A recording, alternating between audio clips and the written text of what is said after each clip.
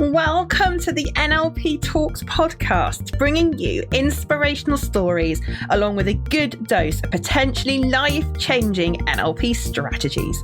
I'm Laura Evans, multi-award-winning NLP trainer, and I'm on a mission to help you unleash your potential in business and life.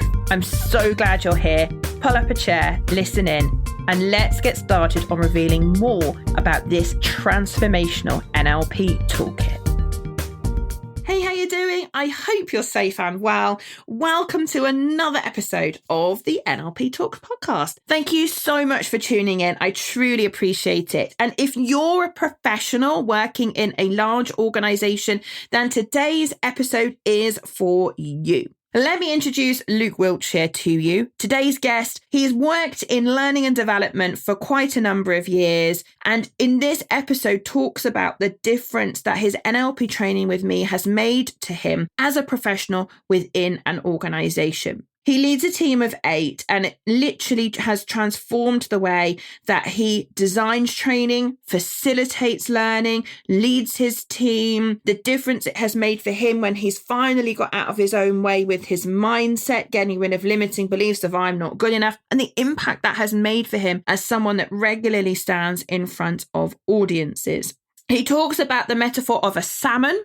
You're going to have to listen to the episode for that, as well as the positive impact that it has made in terms of positive relationships and how he's taken some of the NLP concepts and made them really relatable to the audiences that he has been sharing them with. That to me is the sign of a true professional, when you can take something that might on the face of it appear a little bit complex, however, make it so easy and relatable that people actually use it. He shares in the podcast how some of his learners have started using phrases that he's been sharing with them, and he'll also share with you the metaphor of the dance floor. In addition to all of that, which I know you're going to get huge value from, he also shares how in his own time he is a volleyball coach and he's been playing volleyball and coaching for about 10 years. And he's going to share with you the difference that the NLP training has made for him as a sports coach. The difference it's made in terms of the performance of his team, how he develops his team, how he pulls that team together. They have won in this season 3 out of the 4 matches that they've played. And although he's quick to say it's early in the season,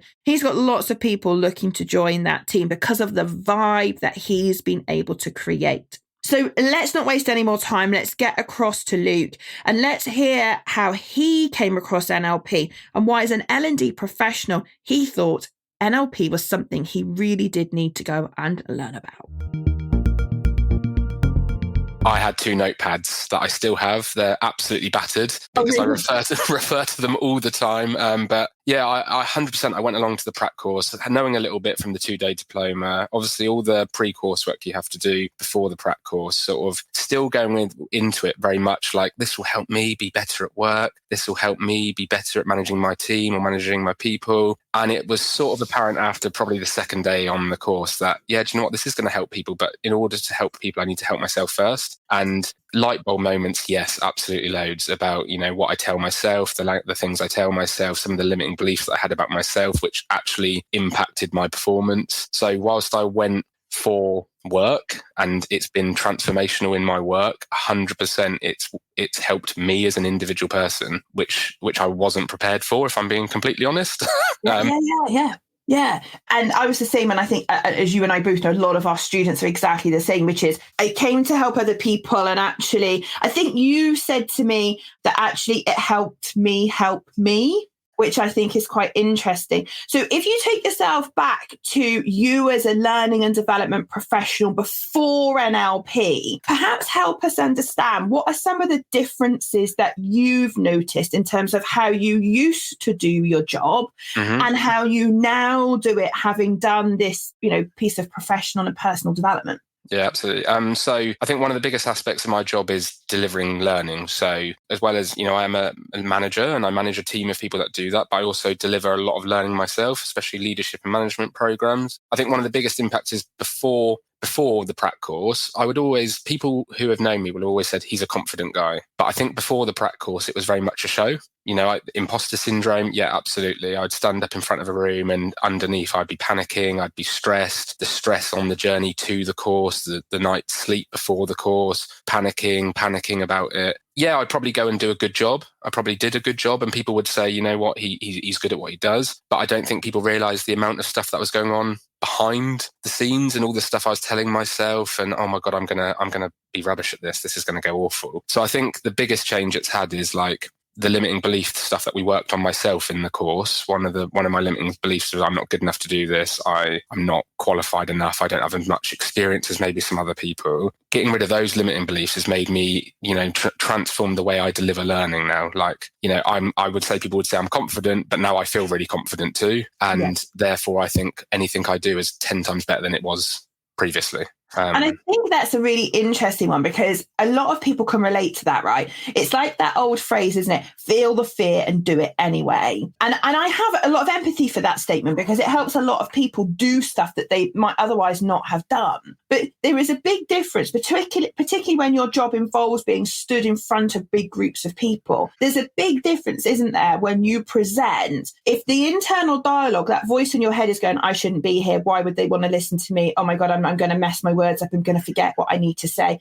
And making yourself still perform, which is essentially where we are all at when we're fighting the internal dialogue and we're fighting our mindset, to perhaps putting you in the same scenario, the same audience, the same content where that internal dialogue just isn't there. And you actually, I agree with you. I think it makes you a better trainer and a better developer of others because you're not in here in your head going, I shouldn't be here. I can't do this. And more or less distracting yourself from the job at hand, isn't it? And then all of a sudden, when you know that you're confident, you've got something to offer, and that mindset has been flipped, that internal dialogue is different, I think you perform so much better, not you personally, but us collectively perform so much better when actually our mindset is supporting us to do what we need to do, rather than us fighting our mindset, because it's exhausting, isn't it, when you're trying to do that? I think exhausting is the word I'd use. So like, I'm a busy guy. I've always been a busy guy. I like outside of work, I like to be 100 miles an hour. I've always been like that. But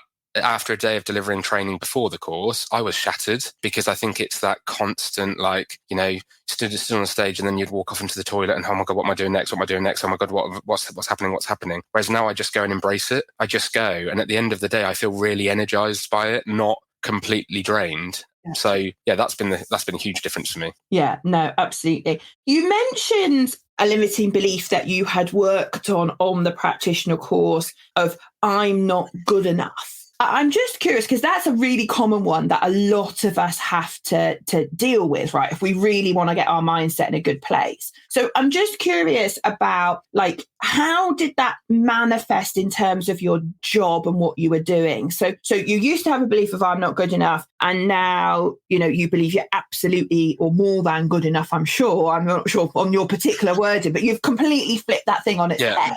And standing in front of large groups, I mean, let's be honest, they say, don't they, the research, the number one fear in the UK or the Western world is a fear of public speaking. And then people like you and me do it for a living, and everybody else stands there and go, oh my God, I couldn't do what you do. And in your head, you're going, I couldn't do it either, but I do it. And that's when you're fighting your mindset. And then, of course, you sort your mindset out. So I'm just thinking, like, in terms of the fulfillment you get from your job and all of that stuff, like give us an idea of I'm not good enough. Like, what did that belief do in terms of screwing up your success? And then what's that like now when you're in front of, I don't know, a massive group of people? So it's not just about the presentations as well, I'd say. It's like, so even going into meetings at work, or, I would say that I'm an ideas guy. Everyone that knows me will go, he comes up with ideas all the time. It's that sort of blue sky thinking ideas. But I think the difference I've previously, I would have had the ideas but not acted upon them, or I would have gone to a meeting and after the meeting gone, I really should have said this in the meeting. Why didn't I stand up? Why didn't I say what I actually think? Because there's this limiting belief underneath that's telling you don't say that because you'll probably make a fool of yourself, or it might not be the right thing to say. And even down to things like LinkedIn and social media. Like I would say on LinkedIn before the course, I was one of those LinkedIn people that just sort of in the background lurking and watching other people post and scared to say anything on LinkedIn in case someone takes it the wrong way. And in the industry that I work in, there's quite a lot of sort of like emotive posts that you see. And you know, I know that I used to just sort of sit behind the scenes and not say much and not really have my voice, because underneath I'd probably always be thinking, I'm not sure who am I to say this? Who am, you know, I'll probably get it wrong. Whereas now I think I go into meetings and I'll say something if I think it's the right thing to say. If I think I'm going to add impact, I'll be confident in how I say it. You know, I won't sort of go around the houses and try and make a point, even if sometimes it's a bit more difficult. It's a difficult point to make. As long as I'm clear and I've got confidence in what I'm saying, I'll say it. I'll post on LinkedIn. I'll say things because I know that actually I've got value to add. I can do something and other people might benefit from it. Yeah, absolutely. And I think you're right. I think there is that. I mean, whether we call it a fear of being judged, a fear of failing or whatever. Yeah, I remember, obviously, I mean, I'm not in the corporate world anymore like you, but I remember going to some of those high profile meetings where you're dealing with, you know, quite often some quite senior individuals in an organization where you're trying to influence an organizational agenda, or you're trying to influence something positive for the whole organization, because of course your role is right across the organization. You know, that's quite different. Have you noticed a difference in terms of your relationships at work, those professional relationships, you know, with some of the people that your role naturally requires you to interact with? Absolutely. I think the world of L&D is very much about relationships and stakeholder relationships, internally, externally, with people inside the business and with people that we engage with outside of the business. I think the biggest difference I've noticed is that I'm quite a quick guy, and I think in previous jobs I have gone into places and wanted to act too quickly and not thought about the relationship aspect of how to achieve change. I think where I am now, I've really worked hard for sort of 2 years to build good relationships, build rapport with people, create that relationship before you then go in and, you know, try and drive some change. And again, with my external sort of suppliers that I engage with, again, for me, relationships are key. Even this week, I was, you know, meeting face to face with one of my key external stakeholders, and I don't think I would have done that before the course. I would have hidden behind an email, you know, or I would have just sort of not seen the importance of relationships in what I do. But now I think I get that. In order to drive change, I can't do it all myself. What can I control? What can I influence? What do I have real control over? And the only person I have real control over is me. Yeah. So yeah, no, absolutely. So, and I think that's an interesting one. You know, I remember when I did an L&D manager role, and you're right. You know, you want to be able to wave your magic wand. You want to be able to magic up budget. You want to be able to magic up different behaviours in the organisation. You want to be able to influence that. And it does take a different approach. I'm just wondering, like, in terms of your facilitation skills, because obviously, you know, you're dealing with, you know, I'm guessing middle and senior managers in organizations when you're doing leadership training. I'm wondering, has it had an impact, your new knowledge from NLP? Has that had an impact in how you design training and how you facilitate learning? I'm just curious about that.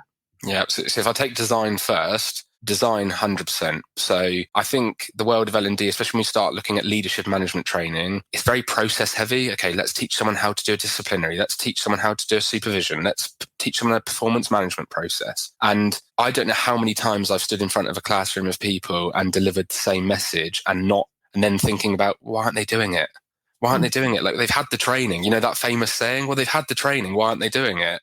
And it's frustrating because you're investing in people, you're putting people into a nice venue, and you're, you know, taking them away from their day job, and you're investing in them, and you know what you're doing is good, but it's process training. It's not behavior. So in terms of design, where I am now, I've got great sort of autonomy in my role, and my organization trusts what I do and very supportive of what I do. And therefore I've said, can we try something different with leadership management? Can we not do what we've always done? Can we try something different? And they've gone, yeah, you know, go for it, Luke. So we've done, our leadership training is much more about behavior, much more about like, why isn't someone doing a difficult conversation? We can teach you the theory about having a difficult conversation. Of course we can. But if you've got something deep down about your beliefs that you don't think you're going to be able to have that conversation, or what people are going to judge you, then of course they're never going to do it. Of course they're never going to do it. And, you know, me and my team that we work with, we are now doing a lot around values, beliefs, what people would have called the soft skills before.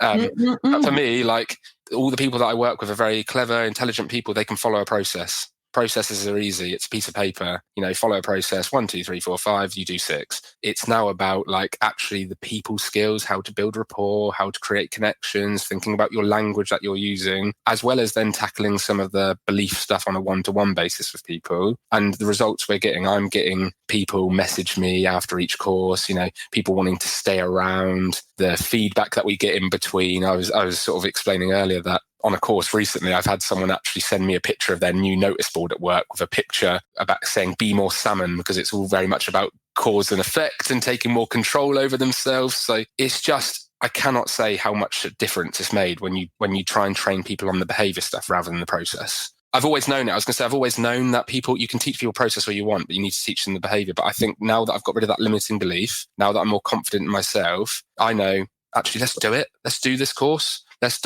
not just do it all the way we've always done it. Let's do something different. Well, it's like I was saying, isn't it? If you always do what you've always done, you'll always get what you've always got. And if you want behavioural change in an organisation, which is what most organisations want, and I just think you captured in those few moments my absolute frustration when I was doing an L&D role, where you're quite right. You know, you said, but they've had the training. I don't know what else to do to help them. I've taught them the processes. They've had the training. We've done the case studies. We've done the role plays. We've done all of that, and yet they're still not doing it. And mindset is what often trips us up, isn't it? We just don't realise that's what trips us up. You know, because it's in that moment where someone needs to make a decision to act. I mean, take difficult conversations, as you've just said. You know, we as a leader in an organisation, you can see there are conversations that need to be happening and they're not happening. And it's the curiosity, isn't it, that you then have about, so what stops that person having that conversation? You know, what else is it that they need to believe or understand about themselves that would empower them to have that conversation? And yeah, if we could just help more people in the corporate world have the courage to do that. And it's not a criticism. I mean, listen, we've all been there. I've been there, you know, but you're absolutely right. I think it's such a more enlightened learning experience if you can actually get beyond that obvious stuff. Yeah. And, you know, initially when we first started it, you could see people in the room going like, what's this? This is not what we normally do. Why aren't we doing what we normally do? Why aren't I sitting on this course that I've probably sat on 10 times before and it's never actually changed my results? And then all of a sudden, me and my colleague that are delivering it are like going into some different things. And it's silent to start with. And then you can see people like, oh, I get it. Like they get their light bulb moment too. So yeah, it's been huge. Now, in terms of the language stuff, we're going to come back to the salmon thing because you're going to need to explain that. Yeah, sorry. No, it's fine. It's fine. I'm going to write it on my piece of paper because otherwise our listeners are going to go, salmon? What's that all about? Yeah. But in terms of, you know, the learning that you're describing that you have enhanced and redesigned and really lifted up from the level that the delivery was to the level of the delivery now, and the behavioural change that's driving in your organisation. Just tell me a little bit about maybe a couple of examples of how that's worked, because I know you don't actually call it NLP, and I think that's going to be a little bit, you know, because I know you, me, and loads of our students are, yeah, but Laura, I don't want to call it NLP because that's going to put a barrier in the way. I just want to help people. I'm just curious, as an experienced learning and development professional, like how have you got over that hurdle with building in some of the concepts you've learned from the training with me, and maybe explain how you've done that, and then maybe give us like an example of how you've done that? Yeah, absolutely. So I think like if you take something like difficult conversations, right? How many times will you have seen in your experience, Laura, like in the corporate world, the training will be called dealing with difficult conversations, or how to have challenging conversations, or feedback, or anything like that? Yeah, absolutely. And you just hearing it.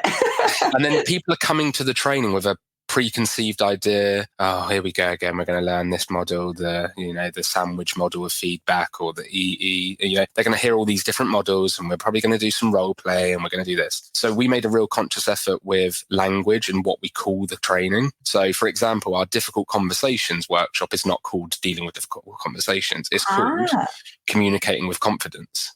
Amazing. Oh my goodness, focus on what you want. So people are coming to the course with what is this about them?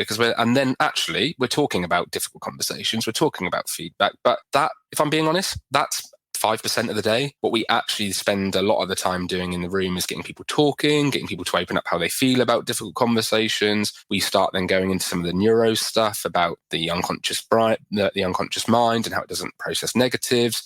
But I never put up on the slide, this is NLP. I just talk and show visual imagery to back up what we're saying. And we do a lot of stuff around the iceberg model, pathways, and people do what they've always done. And at no point do I say, this is an NLP technique. This is an NLP slide. It's very much just natural. And then we finish the day with, okay, let's put it into some practice. Let's look at some models, because we do need to do that in the world of work. We do need to give you a structure and a format to do it. But knowing that we've tackled the sort of confidence bit first means that the role plays and the scenario parts of the training are just brilliant to watch. And because as a facilitator, you've built that rapport with a group. So you asked about facilitation actually earlier. And one of the biggest differences I've made in my facilitation is I sit down when I train. And just something as simple as that, because all the learners are sitting down, then actually I feel so much more able to challenge in the classroom. So let's stop you there. I'm going to stop you there. That's not quite right. Let's try and do that again. I would never have done that before. I would have just gone, oh, well, yeah, you did okay. You did well. Whereas now I feel like we're getting real gritty learning, and people feel safe to try things, practice things, and push themselves out of their comfort zone. So language, we've reframed the course titles and make it more about that. So that's one example of how we've sort of tried to embed some of the NLP stuff without calling it NLP.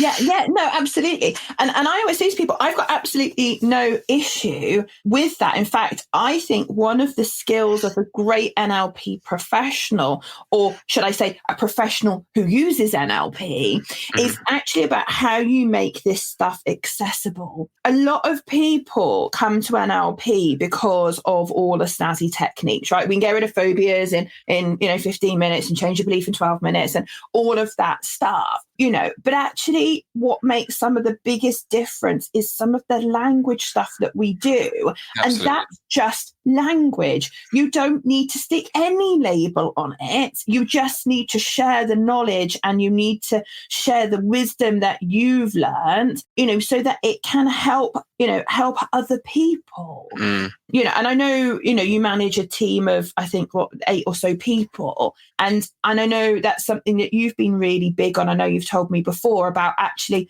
there are too many people out there that slap a label of NLP on it, and that becomes a barrier to people's learning. Yeah. Why would you put a barrier in the way when actually you're focused on a learning outcome? Let's just get the outcome.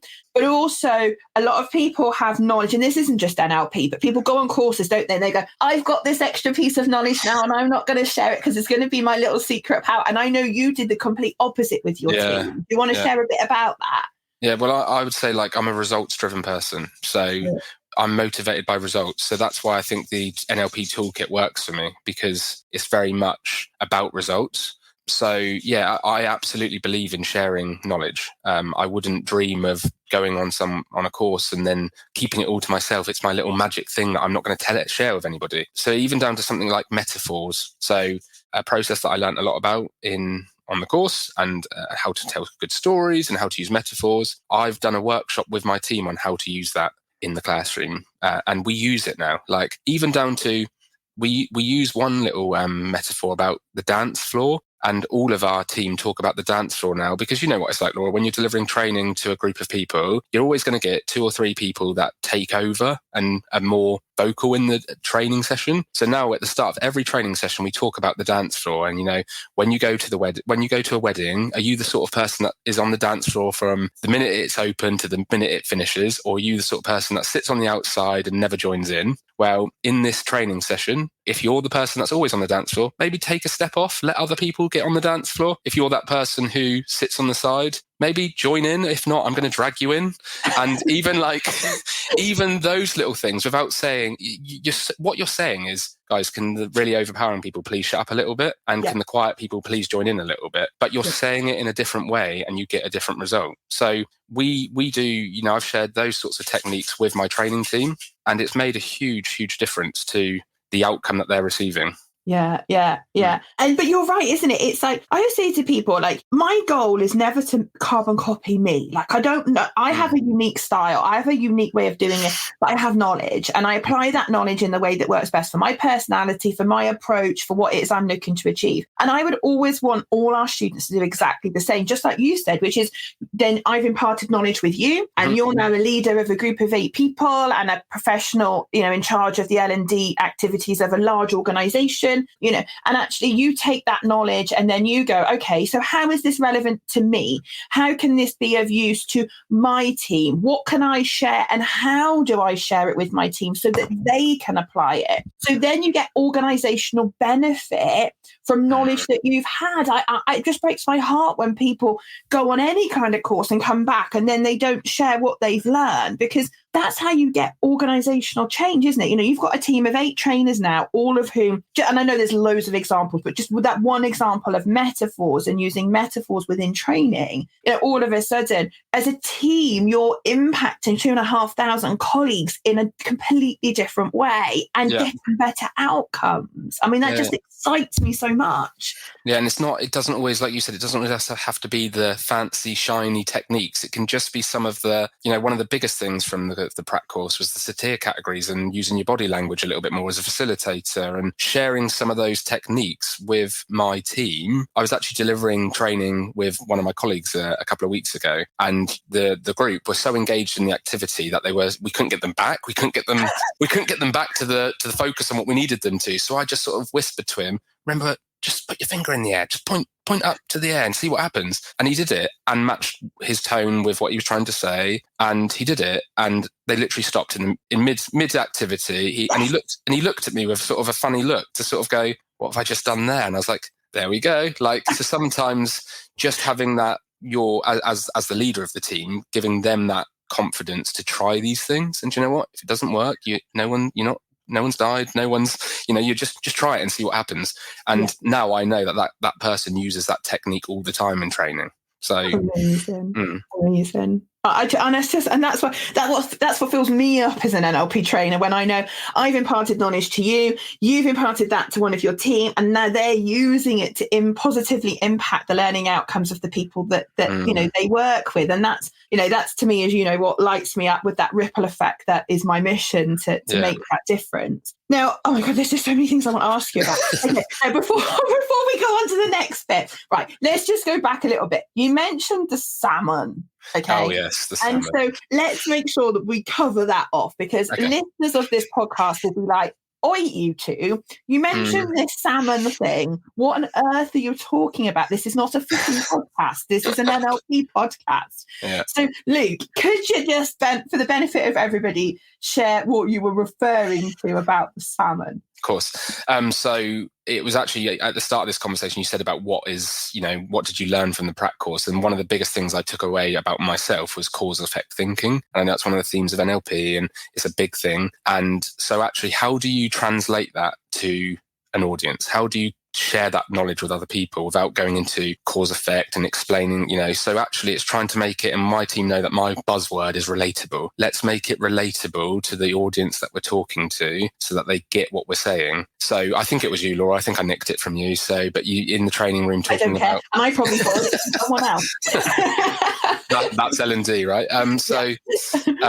If you take the concept of a jellyfish is something that bobs along the ocean, is very much at the effect of other things, the current and where it ends up. And the flip side of that is, if you look at a salmon, it swims upstream, it tackles a current to get where it wants to go. So even in like the communication workshop that we deliver in my organization, I show a slide with a picture of a jellyfish and a picture of a salmon, and we talk about, when we're communicating, whose responsibility is it? Is it, yours? Is it 50-50? Is it you as the talker and 50% as the listener? And most of the time they go, yeah. If they don't listen, what am I meant to do? And only recently I was challenging someone to say, well, they should know this, they should know that. And I tell them this every day and they don't do it. And I'm like, okay, so jellyfish or salmon? And she was like looking at me and I was like, jellyfish or salmon? And she sort of looked at me and she went, I guess I'm just blaming other people, aren't I? I'm not taking responsibility for it. And actually, like I was sharing it with you, Laura, that I've been out this week on lots of different things. And I got an email from this learner with a picture of a salmon on her notice board in her workspace. And underneath it just said, be more salmon, take more responsibility for what I do. And I just think, do you know what? Sometimes an image, a metaphor, like people remember that stuff. It sticks. So if they didn't learn anything else from that course, but she took away that, I'm happy.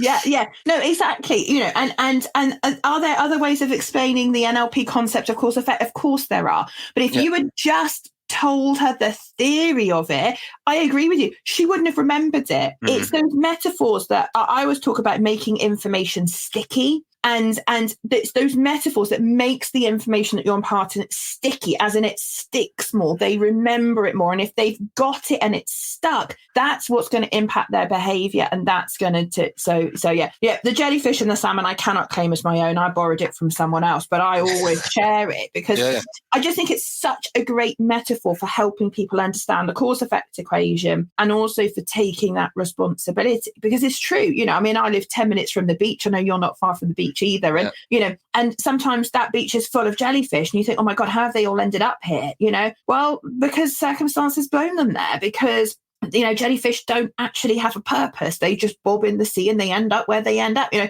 And I remember saying to a client once, so I was doing some one-to-one coaching and I said, you know what, one day you'll realize that if you carry on the way you're going, you're going to wake up one day and you're going to be that jellyfish that landed at the North Pole. And then you'll wake up one day and go, how did I end up here? Mm-hmm.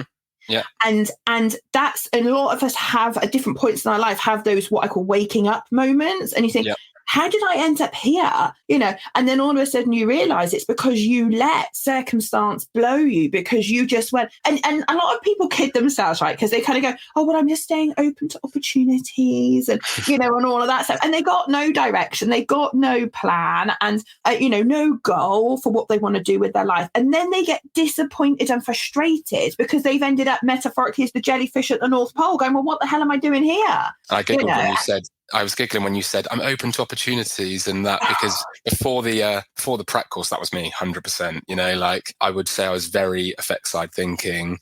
It was everybody else's fault why things weren't happening, and like now it's just, you know what, if I want change, if I want to achieve something, it's me. Control me. I'll be it cause more, and that was, you know, you mentioned light bulb moments. 100%, that was my light bulb moment from the prac course. Yeah, no, and I think it was for me too. You know, it's like, you know, you kind of sit there, don't you, and you just think, oh well, you know, I'll just see what take jobs for example. You know, I'm just going to sit there, I'm just going to wait for a recruiter to approach me. I'm not going to actually put my hat in the ring. And then you sit there, go, why am I miserable in my job? Mm-hmm. You know, well, that's because if you're going to sit there, you know, I mean, like use your great analogy of the dance floor. If you're just going to sit there on the edge of the dance floor and you're not actually going to get up and do anything about it, then you might end up having a miserable evening at the wedding, or do you want to get up and actually have some conversations or have a little boogie or whatever, you know? And I just think metaphors are so good in so many areas of our lives. And you know what I think it does is it make it differences like that personal thing, especially in a training room or in a classroom. Like people can then acknowledge something themselves. So a learner actually said at one point during a course, oh, I think I've been on the dance floor too much. Let me step off. Like rather than me having to tell that person, can you, you know, you've said enough now, can we move on to someone else? She sort of realized it herself because of a metaphor. It wasn't someone telling her. She was at more cause herself. I'm probably saying too much now. I'll step away. Yeah, amazing. Oh, I love it. Oh my God, like all these, I've still got all these things I want to ask you, Luke, and I'm looking at the time. This happens on every podcast episode because I just like get embroiled in all of this stuff. So I just want to go back, if I can, to talk about techniques, because I think a lot of people think NLP is just about the techniques. And I know today we've managed with nearly 40 minutes of a podcast here and we haven't even talked about a single technique. And I know that you have taken concepts and you've taken thinking and knowledge and, you know, really up-leveled a lot of the training that you're delivering. But I think a lot of people think, oh, well, I won't do an NLP course because I just couldn't do those techniques at work. Like I wouldn't feel comfortable doing a fast phobia at work, or I wouldn't feel comfortable doing a parts integration at work, like and therefore I won't do NLP because I don't think it can help me at work. What would you say to that type of person, having got the other side of that? Yeah, and I mean, I think that's, perfectly reasonable, because I think techniques in the workplace, that we have to be realistic on. There is a line on what you can and what you can't do depending on your organizational culture and behaviors. So yeah, I would say, if I'm being completely honest, I felt a bit like that, but actually with a growth mindset and a bit more cause, it was like, what can I take? What bits can I use? And there are definitely techniques and parts of techniques that I use in my job. So for example, like the circle of confidence and working on something like that. So I've worked with someone in the workplace who has struggled and always doesn't perform very well at interviews. And I was in one of the services that I work in a couple of months ago, and this person said to me, oh, Luke, I've got this interview tomorrow, but I'll probably muck it up because I always do, I'm not going to get it because I always do. And then immediately the light bulb in me goes, right, I can see technique here could be used, and it doesn't always have to be. Like, I think sometimes people get bogged down in it always has to be this really formal process, and you have to sit down with someone, and you have to, in the world of work, you can't do that. You can't create a contract with someone and do a discovery call because you're in a workplace. It just doesn't happen. So in that moment, I was like, right, have you got 10 minutes? Yeah. Should we go and have a chat over a coffee? Let's go and have a chat over a coffee. Start giving some sort of like pre-frame about language and about programming, and then how if you're going into an interview thinking you're going to fail, you probably will, so talking to that person like that, and then opening up their mind to, okay, I'm curious, I want to get this job tomorrow. And then in 10 minutes did circle of confidence with her. 2 days later she went and had the interview, smashed it, got the job. Yes. So it's a technique that you've used, but really it was 15 minutes. Yeah. And how long do we spend just chatting to people in that kind of scenario, whereas actually you could have a purposeful chat, let's call it that, that actually helps shape their thinking and helps them think, actually, maybe I do need to do something different ahead of tomorrow. And then you spend 10 minutes just teaching her a little technique like the circle of confidence. I mean, that's just amazing. Yeah. It's just amazing. Right. Listen, I'm conscious I could talk to you all day about how you use it at work. And you are a role model. You really are, in terms of taking content that I've shared with you and that we share on our certified courses. And as you say, making it relatable and making such a difference. And honestly, I could talk to you for hours about how you've done that. However, I want to talk about volleyball. Yeah.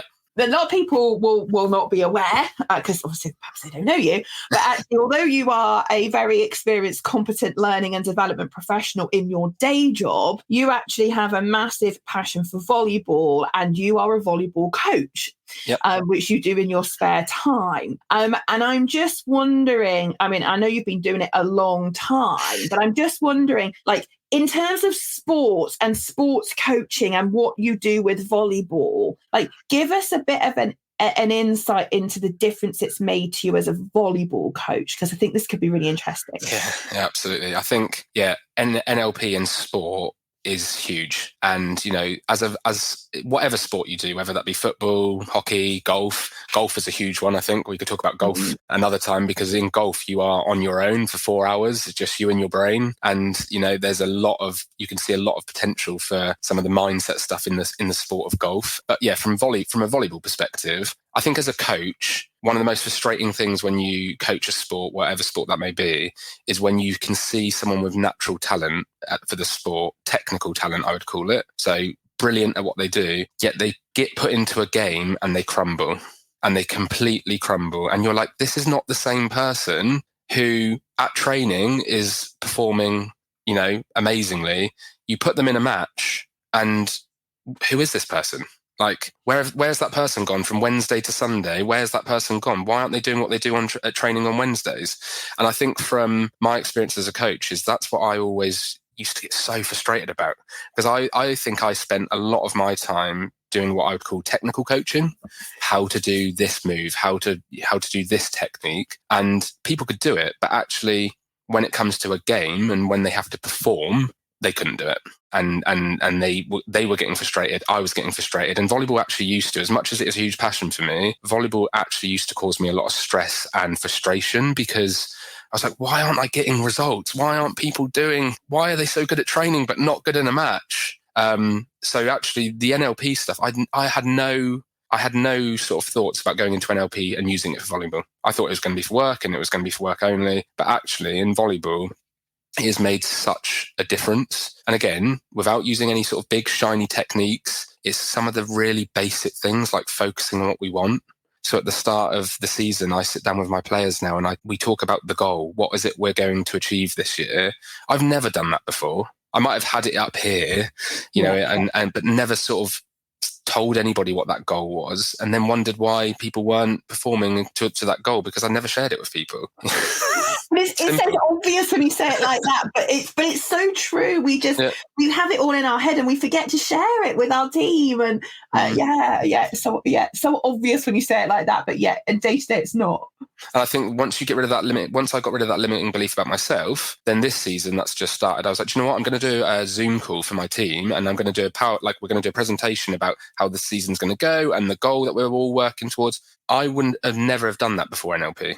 I would have maybe thought of doing it, but never actually followed through and done it, because I would have thought, oh, they'll think I'm a bit weird, or they'll think I've lost the plot a little bit. Whereas now I'm just like, let's just do it. Let's just get on and do it and see what happens. And you don't realize, I think, and it's not just sport, it's in the world of work. When you're in a position of a coach or a leader, what you say has huge impact on people. And I've never really realized that until NLP. And like now I hear some of my players coming out with some little phrases that I've said, and I'm like, they are listening, they get it. And the difference is made, I've worked with some players on a one-to-one basis. I've also worked as a team. So little things like reframing your language more positively. So I would have shouted. I was a shouter before. And, I would shout, stop doing that. Stop doing that. Now I'm like, well, why would I say that? Just focus on what I want. Guys, let's do this. Let's start doing this. Let's do more of this. And they're looking at me and you get a result. Yeah. But it's again, because we're trained in NLP, we can hear that difference. I'm just going to very briefly explain this for the purpose of the listeners that are listening. So we know from our language training in NLP that the unconscious mind can't process negatives. And when you are wanting to improve your language, and this is one of the best language tips I can give anybody, and every listener on this podcast can start this right now, is rather than telling people what you don't want them to do, tell them what you do want them to do. So if we take a small child, for example, if you say to a small child, don't run across the road, what are they going to do? They're going to run across the road because you've just told them what you don't want to do. When you overlay that with the unconscious mind not being able to process negations, that's the technical term, but basically a not is the negation. The unconscious mind can't process it. So when you say don't run across the road, what the mind actually hears is run across the road, or do run across the road. And so not only is it like a double whammy, because you're telling them what you don't want them to do, and you're sticking in a negation, which means that they hear the complete opposite. So I would say to people, if you take the small child example, when you're walking down the street with a child and you want them to stay with you, rather than saying don't run across the road, say to them, stay here with me, tell them what you want them to do. So in language terms, it's called positive directionalized language. Again, let's not get too hung up on that, but it's what you want to do. So your example, Luke, is just a perfect live example where you've, rather than saying to people, stop that, don't do that, stop that, don't do that anymore, you're now saying, okay, so let's do this and let's try this. And it's just transformational, isn't it, when you change your language as a coach? Yeah. And I find now that I'm not shouting. I'm not frustrated. I'm not angry. I get home after volleyball energized, because I feel like people have, the performance is different. People's mindset's different. It's even like you said, it's down to something simple. When you walk through the sports hall, I used to say to people, guys, I'm getting really annoyed that the net is not up now. Whereas I now tell people, guys, the net has to be up by 8:35. Yeah. Yeah. And what happens? The net's up by 8:35, because you're telling people what you want, not what you don't want. And it's so simple, but if you don't know, you don't know what you don't know, right? So yeah, absolutely. I'm just curious in terms of feedback, because obviously as a coach, I'm sure you have to give individual players feedback in terms of what you liked and what you want them to focus on. I'm wondering, has your NLP training influenced how you give different players feedback now? Yeah, absolutely. I think, again, before NLP, my style was, this is my style, this is how I do things. If you don't like it, well, that's tough, because this is my coaching style and this is how it's going to be. Whereas now I've got much more awareness of people have got different, people's perceptions are different, and people have got different sort of like rep systems, we call them in NLP, right? So visual, auditory, kinesthetic, and you sort of auditory, digital, and you really start to like understand that. So I've got players in my team who are very visual, what I'd call visual people, and you can pick that out by what they text you or what they say. You can hear it, you can see it. So now I make sure if I need to give them feedback, I'll take a video of them doing something and I'll send it to them afterwards, and they reply back, oh, I can see that, Luke. I can see what you mean now. And you're like, got it. Okay. But I've definitely got people that are auditory. So after a match, I'll just voice note them on WhatsApp. It's something as simple as that. I'll just voice them. Just want to let you know, I think you did a really good job today. I know we didn't get the win, but you did really well. I want you to work on your blocking for next week, and just giving them that auditory thing. And I normally get back a message that says something like, sounds great. Amazing. And it's like, and I think that's a huge thing, isn't it? It's about adapting to who you're trying to give feedback to, and the results that you then get are so different. Yeah, no, and it is, and those, again, people listening to the podcast. So representational systems is something that we teach on the practitioner course, and understanding that everybody has a preference to how they process information. And as Lucas just said, different people have different preferences. But if you can actually start to give people feedback in their preference, all of a sudden it starts to land better. And you don't have to, a lot of people that NLP train go, oh, but you can't use rep systems unless you use the rep test. No, you just listen for what we call in NLP predicates, which again is something you'll learn if you've done the NLP practitioner course. And essentially predicates is just the word we use for the cluster of words that belong to each rep system. So I can hear what you're saying. Here is an auditory predicate, belongs to the auditory system. So what Luke has brilliantly explained there for you is how he's using rep systems live in action to better deliver the feedback to the players. I'm just wondering, Luke, I know we're running out of time really fast here, but I'm just wondering, like, if you look at the results that your volleyball team were getting before you trained in NLP and the results for your volleyball team and club now, what are some of the differences that you can see in terms of results, pure results, in the difference that has made? Yeah, absolutely. I think, in terms of results, the season's not long started. We've played 4 matches. We've won 3 out of 4, which is already better than sort of how we did last year. So, okay. Whoa. I think there's a lot of coaches out there to listen to this podcast that go a success rate of 3 out of 4 matches. I mean, I'll take that all day, every day. and I think the big thing to note is that the team is completely new. So I've sort of like got a whole group of new people, and in sport, and not just volleyball, in any sport, it can sometimes take a long time for a team of people, and in the workplace, right, to gel and start to get to know each other and trust. But having understanding of people, so there's been some real key things, like I've introduced that we do a pre-season social where we get them together, we get them all talking and chatting, we go out for a drink, and that has a huge impact on them trusting each other. Then we can start challenging each other more, building rapport with each other. So we've won 3 matches out of 4 to start with. But it's not necessarily always about those like what I would call like obvious wins. Yeah, like 3 out of 4 is great. But what I've noticed is the buzz, the vibe, the atmosphere is completely different. We've got a squad of sort of 18 players, which is unheard of. Most teams that we play struggle to get 6 or 7. People are committed to it. People turn up to training each week. We've actually taken players from other clubs that have wanted to come and play for us because they've heard that we've got a bit of a buzz and you seem to be onto something here, and there's a real good energy. And actually one of my players last week said, like, this is the most fun I've had playing the sport that I love. And actually, like, it's not really, the win is important, of course it is, but it's how much I'm enjoying something as well. So for me, that's a huge win. Amazing. Oh my, what a difference.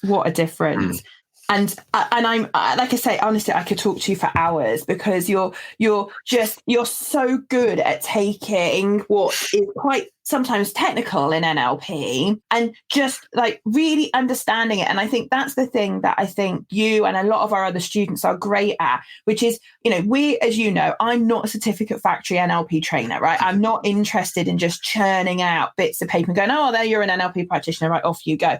Like, I want people to leave my training room genuinely understanding these concepts, because if you can understand the concepts, then you can make them relatable and you can actually use them. What is the point? And I get so irate about it, but what is the point of having a piece of paper if you can't use the stuff that you've learned? What is the point? I was going to just jump in, Laura, and say, like, if I don't think I've ever told you this, but before coming to train with you, I tried to do some online course. Okay. Like, I tried to do some sort of qualification in something. And I was just like, I do like a theory, but I like to understand how you actually use it. So, and when I then came to that 2-day diploma with you, I was like, I'm onto something here, because it's practical, it's relatable, and you explain it in a way that makes sense. And I think, that I work in the world of L&D. There are people out there, when we talk about NLP in the L&D space, in my forums that I belong to, it's Marmite. Some people love it, some people don't. And I think it's because there are some training providers out there that don't teach you how to actually apply it. Yeah. They don't actually teach you how to do it. And you invest in yourself, and you go on a course, and then you come away and you don't actually achieve anything. Like, that is the beauty of training with you, is you make it relatable, you make it make sense. Thank you. I really appreciate it, because as you know, I'm just so passionate about making a difference with it. And there is such inconsistency in the standards that are out there.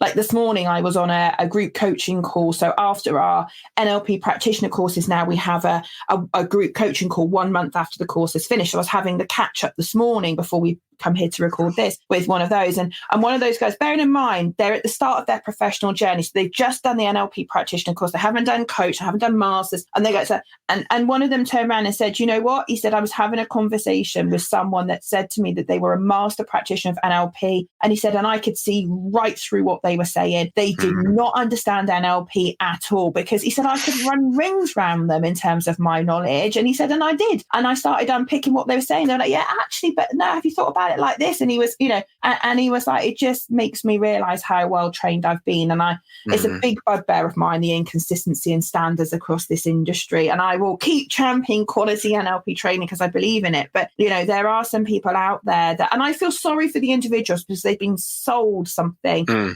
you don't know that a trainer is a good trainer. And you and I know this with our L&D background. You don't know a good trainer is a good trainer until you sit in front of them, and it's always great to get that positive feedback. So thank you. I really appreciate it.